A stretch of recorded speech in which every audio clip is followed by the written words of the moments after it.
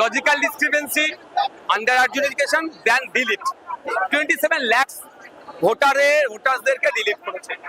Vote হয়ে গেল, এখনো পর্যন্ত কবে নাম উঠবে নাম উঠবে কোনো জানাই যাচ্ছে না।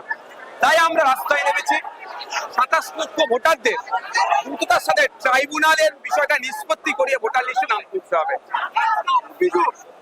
তৃণমূল বারবার বলেছিল তৃণমূলের বিরুদ্ধে একা লড়াই দিয়েছিলাম, বিজেপির অন্যায়ের বিরুদ্ধে লড়াই দেবো। তৃণমূলের ন্যায়কে রিকগনাইজ করেছিলাম, এই সরকারের কোনো ন্যায় কাজ করলে সেটাকে সাধুবাদ জানাবো। কোন দুর্নীতির স্বর্গরাজ্য বানিয়ে দিচ্ছিল পশ্চিম বাংলাকে, এই নতুন সরকার এসে কতটা দুর্নীতি মুক্ত করতে হবে দেখার বিষয়। সেই কথা আছে না, সর্ষে দিয়ে ভূত ভাগায়, সর্ষের মধ্যে আমরা ভূত ঢুকে বসে আছি। এখন দেখার বিষয় সেই সর্ষের মধ্যে থেকে এটা ভূতকে বার করতে পারে কি পারে না।